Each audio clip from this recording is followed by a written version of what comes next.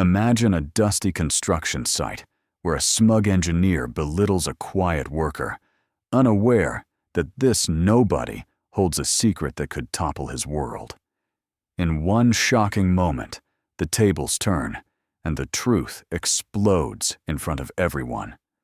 What happens when arrogance meets justice? Stay tuned to find out.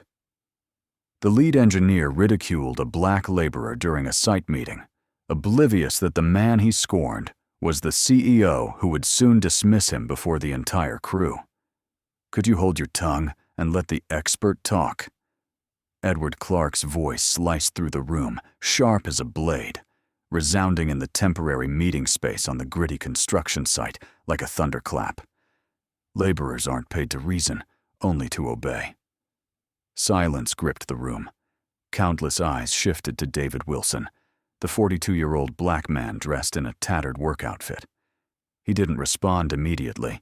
His throat tightened, not from fear, but from a rising fury simmering beneath a composed exterior.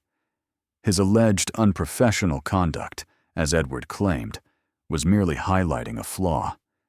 The foundation plan at the northeast corner overlooked the land's natural incline.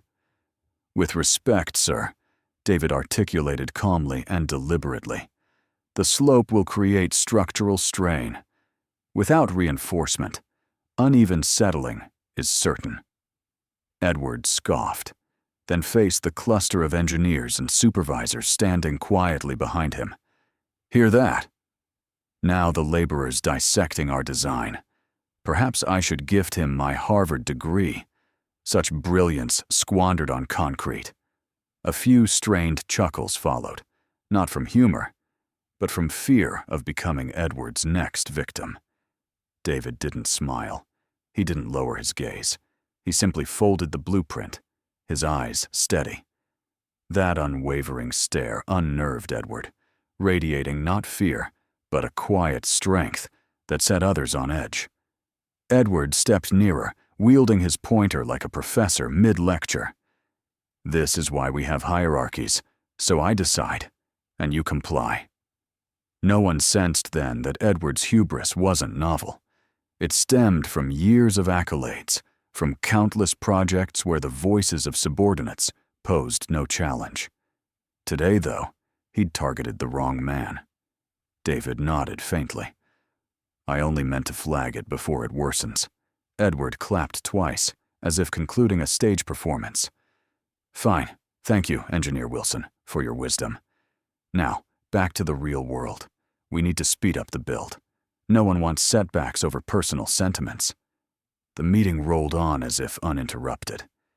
Yet, in that instant, as David slipped his old Nokia phone from his pocket, typed an 11-character message, and hit send, the power dynamics at the Apex construction site subtly tilted toward the man they wrongly assumed was insignificant. Edward's mocking laughter lingered in the oppressive midday heat. Opposite him, David Wilson stood composed, his hand resting on the blueprint's edge, posture erect, eyes locked on the flawed foundation he'd identified. Those eyes no longer showed surprise, but conveyed a tired recognition of the elitist disdain often aimed at men like him. A laborer daring to school an engineer? Why not hand him a Harvard diploma? Edward Clark, leaning slightly, shoulders slanted, left hand in his pocket, right hand gesturing vaguely, wore an expression like he was starring in an unscripted comedy. A few white engineers behind him snickered, though their laughter lacked sincerity. Thomas, the senior structural engineer, gave an awkward chuckle, his glance flicking to David as if to signal, "I don't condone this, but I'm too cautious to object." Younger engineers exchanged looks, lips pressed into forced, tight smiles, the kind you flash to dodge the boss's wrath while finding no humor. The workers stayed mute, their silence born of long years in roles where speaking up in the presence of superiors was forbidden. Some stared at the floor, others watched David, as if holding their breath. They knew him as the one who carried himself with dignity, never mistaken for arrogance. In the prolonged quiet, David remained silent. He carefully folded the blueprint, unhurried, each movement precise, from smoothing the paper to maintaining his steady gaze, which irritated Edward. "What's with that stare?" Edward snapped, masking his unease at being subtly defied. No reply came. By refusing to engage in the game of degradation, David's silence challenged Edward, more than any outburst could.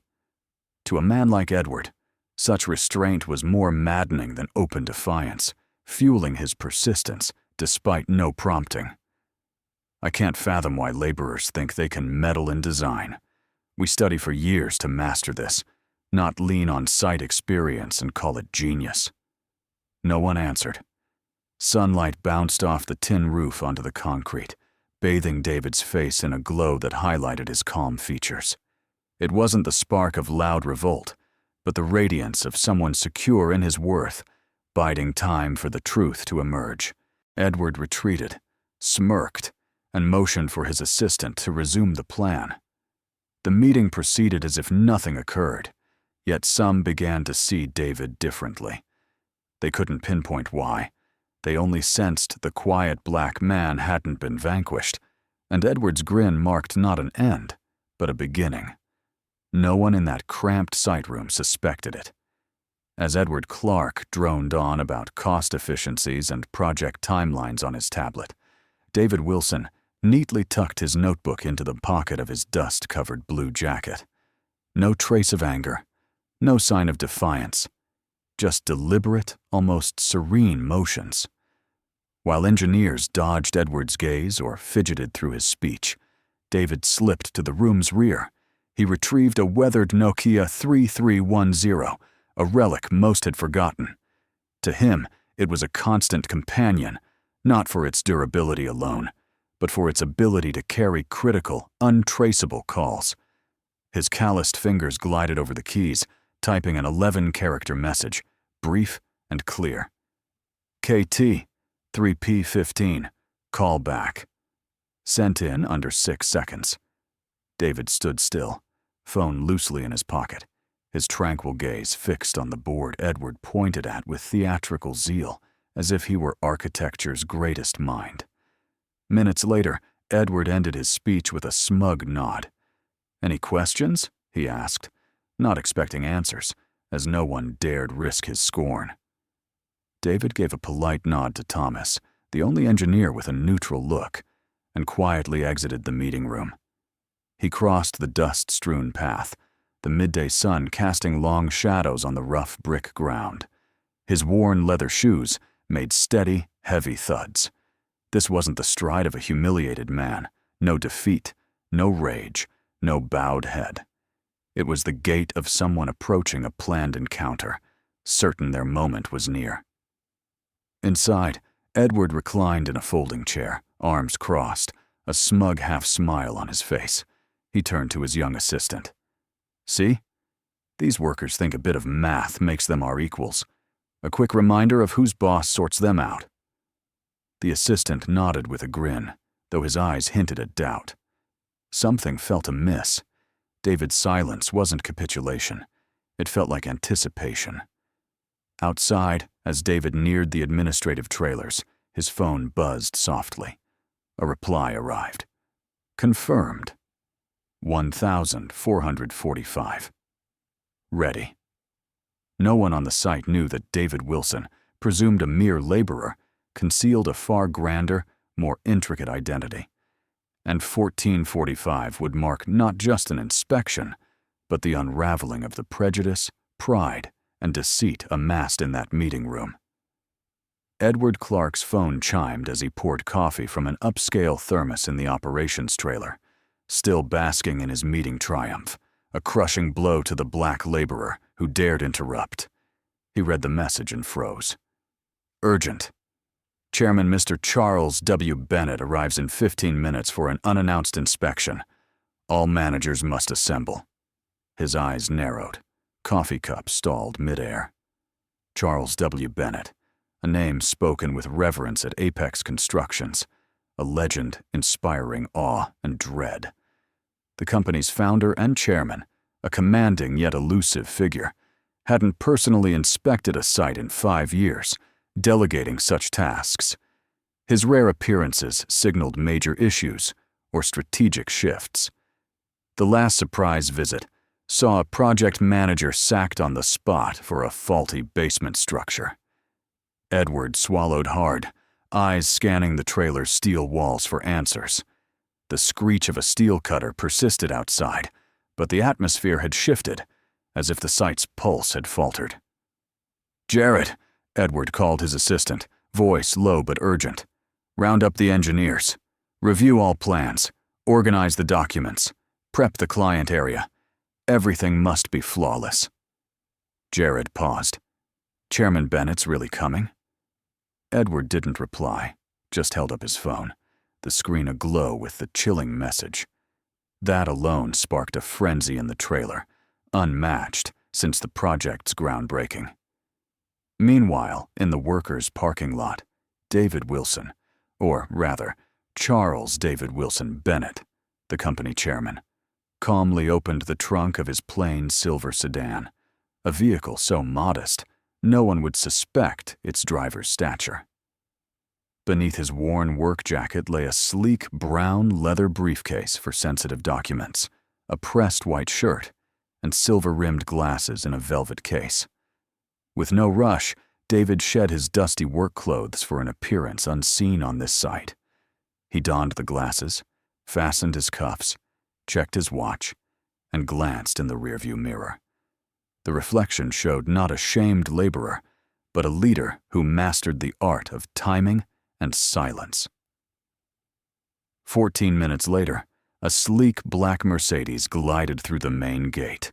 No fanfare, no escort, but its quiet arrival echoed like a ticking clock. Edward stood by the gate, tie impeccable, shoes gleaming, rehearsed smile in place.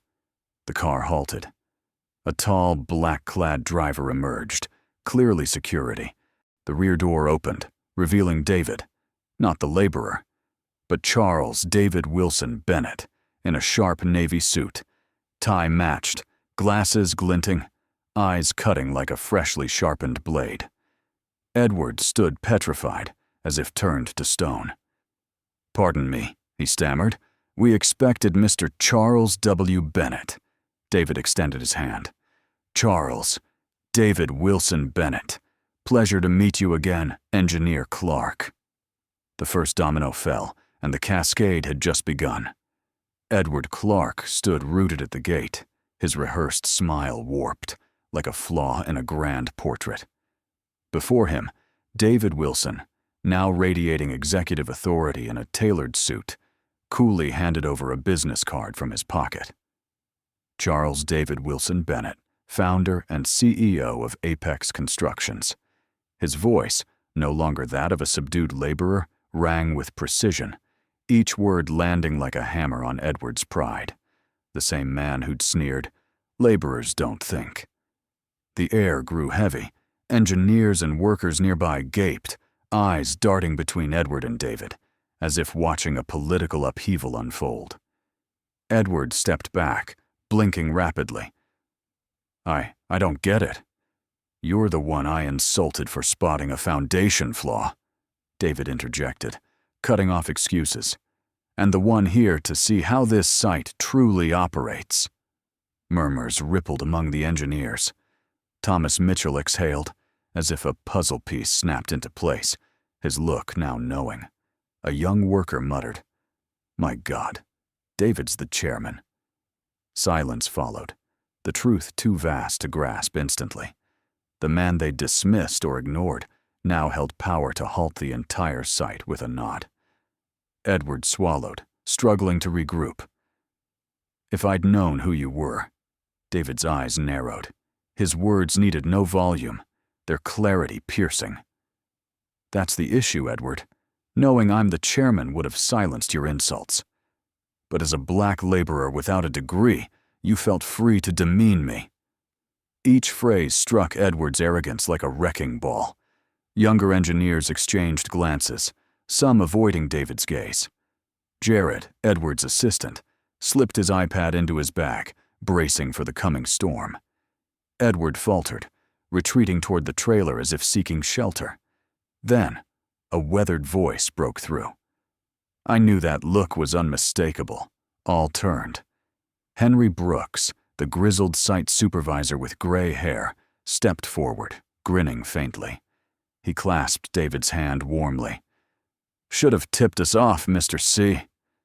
Double quote David offered a slight smile, his first since the reveal.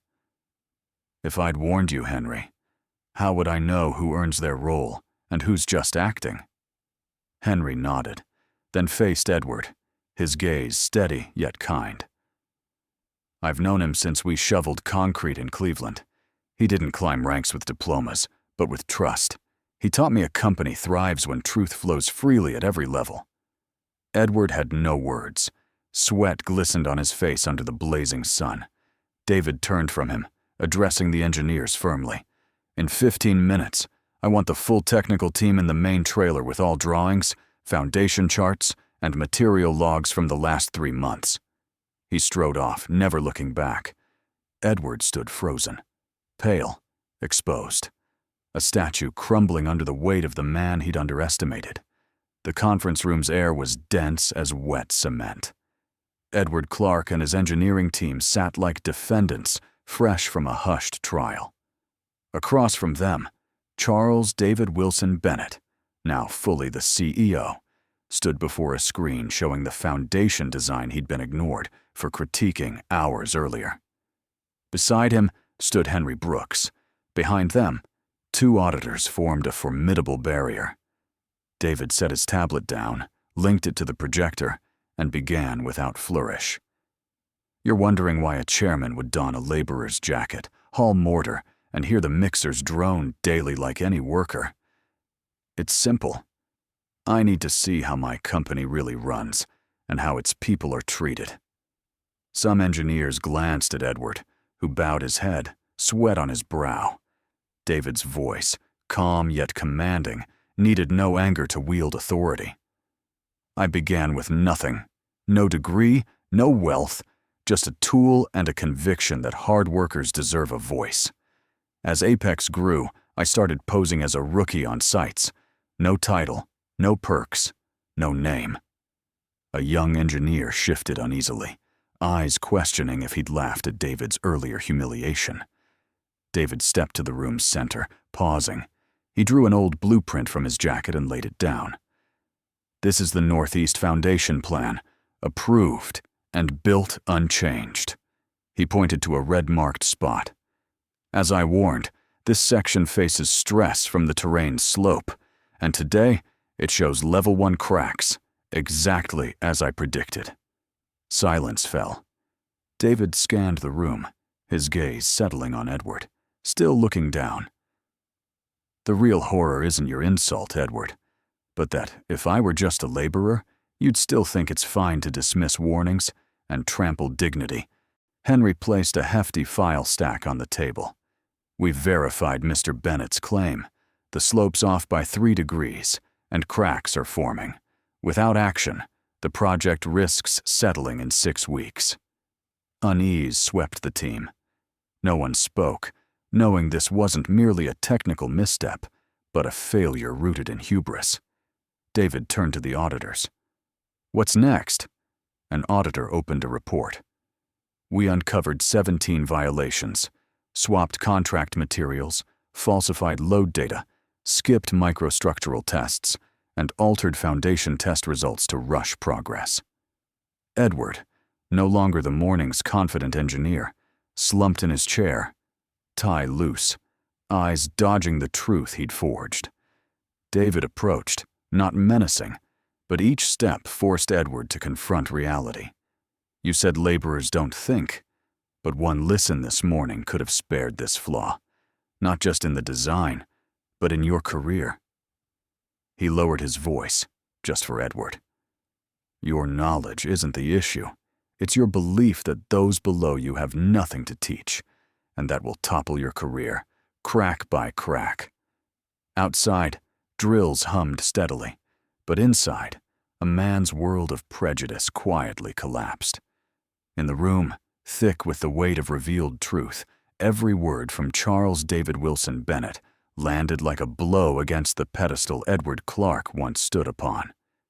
Yet, Edward hadn't foreseen that some on his team had long sensed the truth. Amid the heavy silence, a steady voice rose from the back. We mixed concrete when Apex was just a handful of us. All turned. George Mitchell, the veteran structural engineer with a graying beard, stood resolute, clutching his tattered field notebook. His eyes met Edward's, voice calm but heavy with disappointment. I've been here from day one, watching David build this company from empty lots, not with authority, but with faith in workers, listening even to those without degrees. George nodded subtly at David, as if regretting not recognizing him sooner. I didn't know it was you, David, but now I see that calm, like when you were just David, stirring mortar at the old plant. David nodded faintly, a rare warmth in his eyes, like sunlight breaking through storm clouds. Edward sat, brittle as a crumbling statue, throat dry, hands shaking, eyes flicking to the auditor's reports, sweat glistening despite the cool air. Aaron Langley, the foundation supervisor beside him, broke the silence. I flagged the northeast corner stress weeks ago, but Edward dismissed it as schedule sabotage. He insisted on the original plan as optimal. Another engineer added, when we noticed a 2mm foundation shift, Edward approved the next pour. I logged it, but the report was later changed. Each word pierced Edward's fading career. He didn't fight back, didn't deny. Only fear remained, not of losing his job, but of his carefully built facade unraveling before the man he deemed insignificant. David observed, no anger, just icy silence. He stepped to Edward's desk. One last time, not for me, but for those silenced to finish this project. You knew it was off, knew the foundation was flawed. Why ignore it? Edward's mouth opened, but no sound emerged. His throat choked. I thought skipping checks would hit the bonus target. The team would share it. I didn't think it was serious. He hid his face in his hands, broken. Henry stepped up, frustration in his eyes. Not serious? A building could collapse in a year for a bonus? David faced the whiteboard, its mourning mark still visible. His voice, soft but resonant, filled the room. Buildings don't fall from wind or storms, but from the silence of those who knew and said nothing, and the arrogance of leaders who never learned to hear. The meeting was no longer a review. It was a trial, exposing a rotting management core. The room's silence shattered as David tapped his tablet, the projector humming to life. With a swipe, Apex's system displayed charts and audit reports, not drafts, but final findings from a covert team David sent 3 weeks prior. No more delays, David declared, his tone now that of a judge. I ordered a full review of all records this quarter. Here's what we found. The screen glowed. 17 major violations, 4 faked foundation reports, C-grade steel swapped for 30% cheaper C-, 3 unapproved structural changes, 2 erased crack reports. An auditor laid a red-marked summary before each person. Documents, signatures, timestamps, undeniable. The technical system was rigged at the top, the auditor stated. All changes were signed off by Chief Engineer Edward Clark. Eyes turned to Edward, his face ashen, searching for an anchor. Desperately, he spoke, voice shaking. I can explain. David held his gaze, allowing him to speak. Silence stretched endlessly. Edward's words came, fractured, like the foundation he ignored. It started with the schedule. Rain delayed us. Management pressed hard. I skipped optional checks. Then, costs overran, so I approved cheaper steel. The supplier swore it was fine. The bonus was next. $1 million in savings meant a team share. I thought I was helping Apex. David stood still, his stare boring into Edward's soul, His voice came, low, heavy. You cut checks for speed, swapped steel for savings, fudged records to dodge scrutiny, all cloaked as for apex, but driven by greed. A young engineer whispered. He risked hundreds of lives here daily for a bonus. Henry nodded gravely. And thousands in that building for 30 years. David faced the engineers. Who warned Edward? At first, no one stirred, but then Aaron Langley stood. I raised it twice, but he brushed me off. Derek Owens nodded. I reported steel discrepancies, but the data was changed. A trembling intern whispered, I'm just an intern. I didn't dare. David didn't scold, just nodded, signaling the fault lay with those above who silenced others. He opened a folder labeled Internal Confidential.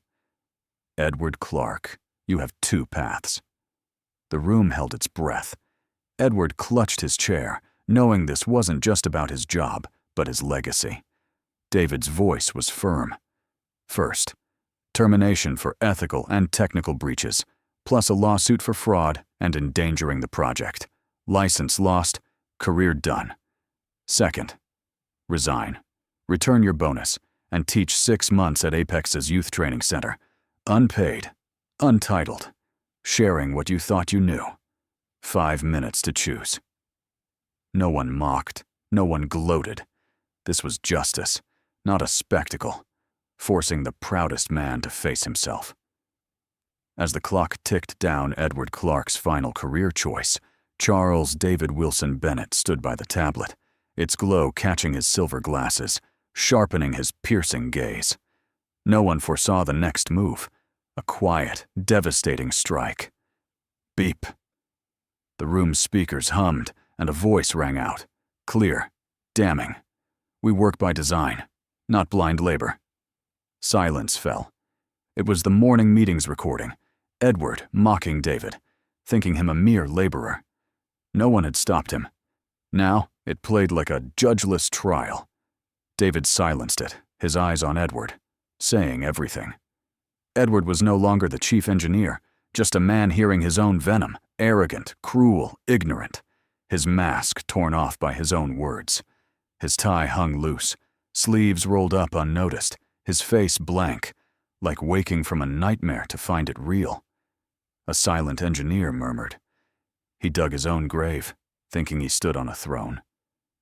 David let the seconds weigh on Edward, then spoke, voice unexpectedly calm. The irony, Edward, is one moment of listening could have earned my respect. He leaned close, voice private. Today, you could have been in line for regional technical director, not indictment. Edward's eyes widened, speechless, throat tight. Your talent didn't fail you. Your arrogance did, believing others had nothing to teach. David straightened, turning away. Time's up, Jared. An envelope landed before Edward, a termination notice with charges, or a resignation with a 6-month teaching plan. Edward stared at them, neither path light, but the room's pitying stares stung worse than before. David addressed Jared. Tell the team leaders, in 10 minutes, I'll speak to all workers in the yard. George Mitchell nodded quietly. Aaron Langley grabbed his radio. No questions, no interference. All knew the founder was about to shatter the old order with truth.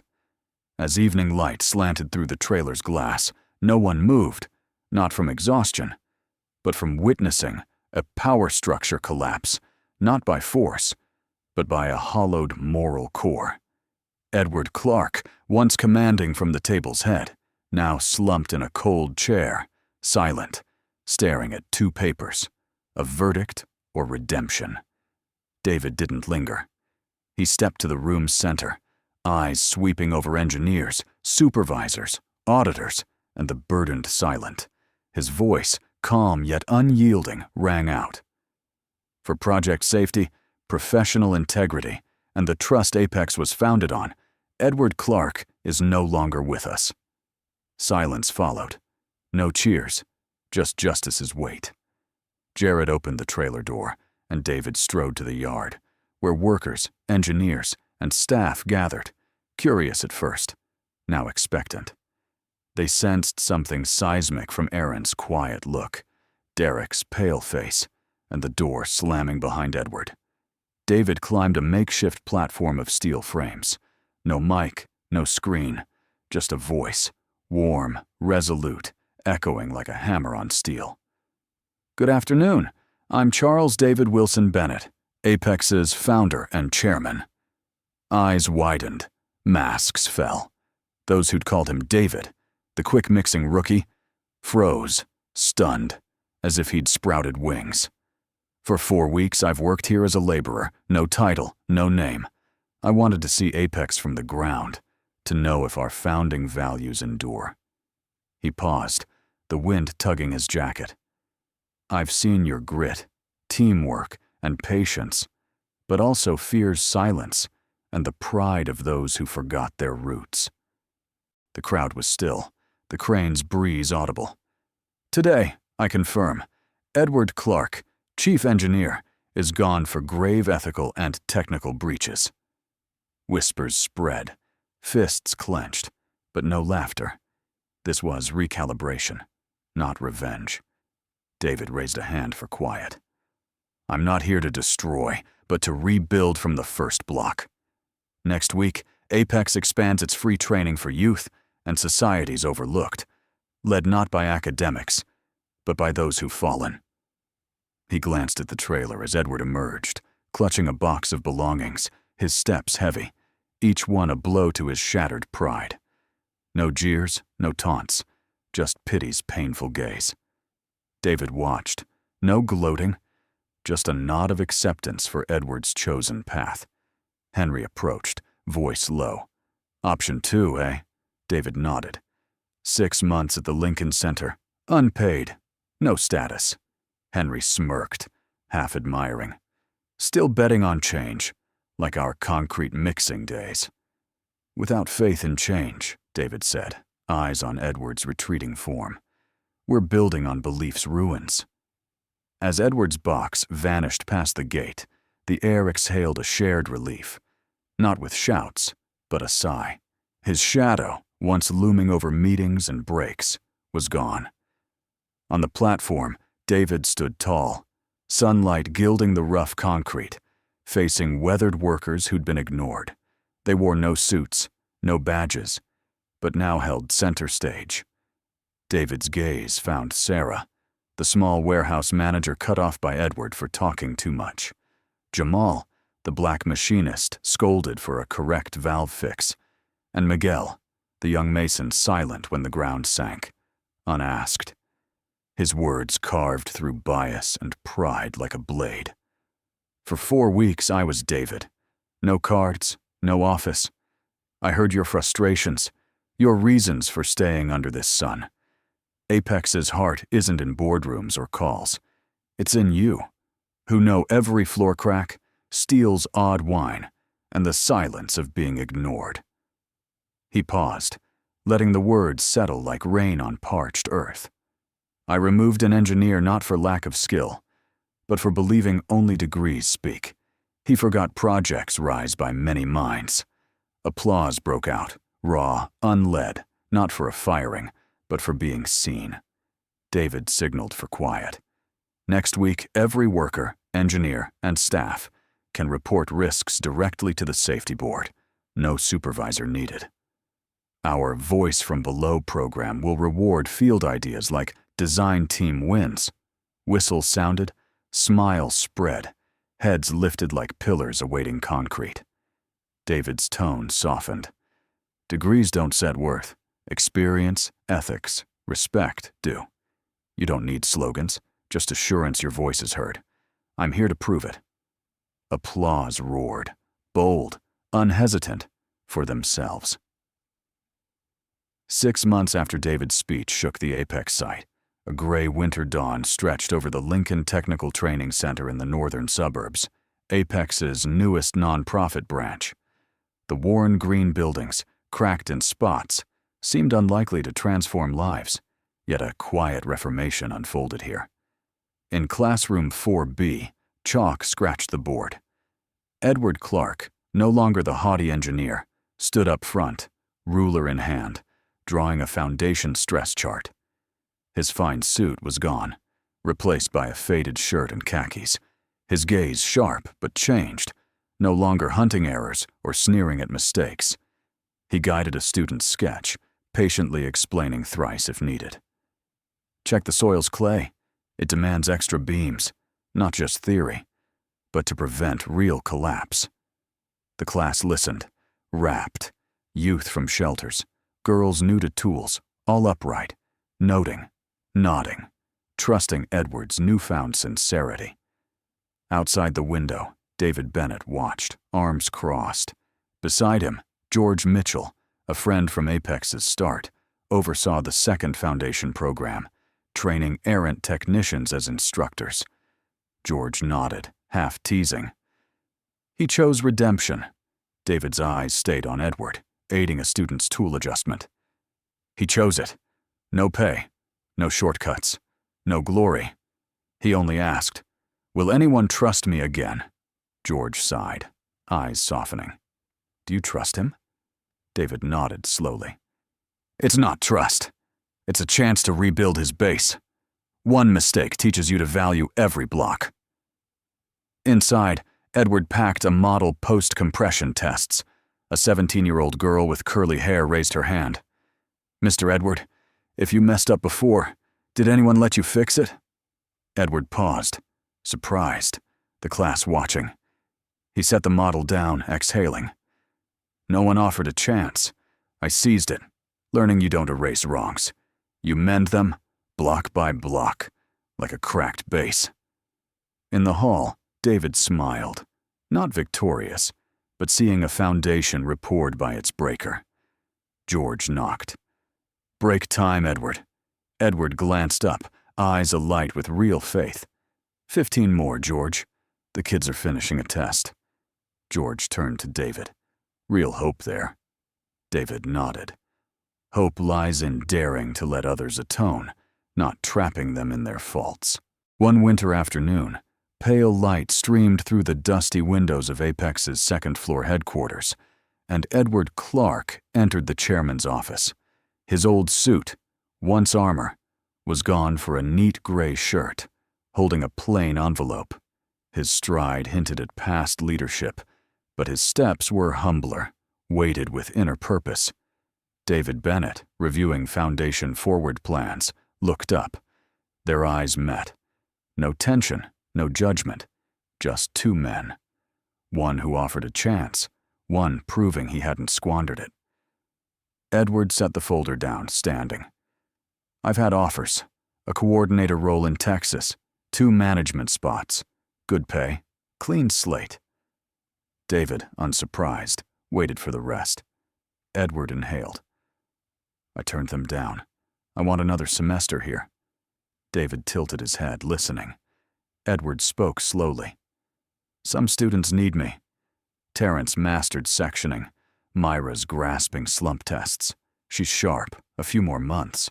He chuckled, realizing, "Months ago, I didn't know my workers' names. Now, I track each one."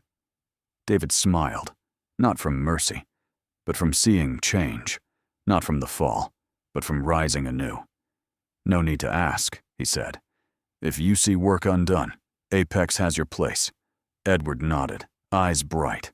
Not mere emotion, but acceptance for his true value, not a title.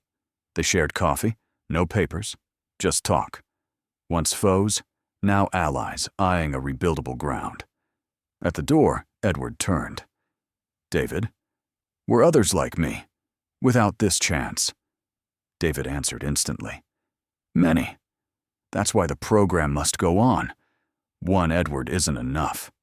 I want a generation learning humility without falling." Edward nodded, seeing his instructor role not as punishment, but honor. Beyond the glass door, concrete towers rose. For David and Edward, the real work was the unseen foundation in people, rebuilt through listening, correcting, and believing in renewal. When Edward's door closed, David returned to his desk, purpose clear, not heavy from the past, but from the need to spread this awakening. A week later, at an Apex internal meeting, David unveiled historic reforms. Before the board, engineers, and team leaders, his voice was plain, certain, like touching an old structure's cracks. We've seen truth. A skilled engineer can endanger all without humility, while a simple worker sees what plans miss. David stood. No slides. Today, every employee, from top engineer to laborer, can report issues. Technical, ethical, procedural. Without fear. With answers in 48 hours. Whispers grew. Silenced workers lifted their heads, sensing a system no longer walled by titles. The Mentorship from Below program launched, groundbreaking in construction. Skilled young workers would train under experts, and reformed figures like Edward, earning certifications and Apex job offers. We don't just build structures, David told the National Construction Conference. We build workers who stand tall for their value, not degrees. In 6 months, site safety soared 78%. No hidden incidents, swift issue reports, no mockery in meetings. Rival firms noticed, inviting David to speak, then visiting to learn. Some offered to buy the mentorship model, but David refused profit. Trust isn't contracted, it's grown, like a foundation rushed concrete weakens. At Apex's headquarters, a photo now hung, a dirty-clad worker pointing at a blueprint, a young engineer listening, captioned, "Less knowledge doesn't mean less truth." The 30-story Apex Tower stands finished, gleaming in the financial district, its glass reflecting calm light. Yet, in its lobby, not the sleek design or partner wall draws eyes, but a gold sign on marble. We build with steel, but rise with humility. David passes it at 6:45 a.m., a laborer's habit, not with pride, but as a reminder of David, Edward, and countless sidelined for lacking suits or CAD skills. The 30th floor boardroom, once elite, is now a mentorship hub where trainees pitch ideas and critique policies. One afternoon, Edward Clark, senior instructor, entered with a canvas bag, sleeves up, name tag reading, Edward C., field instructor. After his 6-month program, he declined offers from California, Denver, and Switzerland, not for inability, but to finish what he'd started. Righting wrongs, rebuilding. Asked why by David, he said, "I climbed a hollow tower of ego for 20 years. One meeting showed its emptiness. Now I build with people, not titles." In the tower's lobby, interns learned surveying for an East Side expansion. A dark-skinned girl, graphite on her hands, asked, "Mr. Edward, if someone powerful is wrong, what do we do?" Edward paused, picking up a site pebble. "This isn't on the blueprint, but misplaced, it skews the whole base. Small things unspoken can topple all." He scanned the outdoor class. "Speak kindly, clearly, but speak. Silence fails not just the project, but you." On the 30th floor, David stood by the window, city buzzing below, hand on a new plaque. The strongest structure isn't steel, it's respect. No names adorned it, for the greatest structures are heart-imprinted, not ground-bound. Apex is now a culture, vowing no one is dismissed for cement-stained hands, silenced by grand titles, or left to rebuild alone if aided. No building, however grand, endures if rooted in arrogance, silence, or scorn. But with humility, listening, and faith in change, miracles rise, not just on soil, but in souls. Edward Clark's tale isn't mere redemption. It proves all can fall, but all can rebuild if a door stays open. So, what about you? If you were David, would you offer Edward a second chance? Share your thoughts below. We'd love your view. If this story stirred you, like, share, and subscribe for more inspiring tales. We tell stories to spark a world where value rests on respect, not bias. Every tower and person starts with a foundation.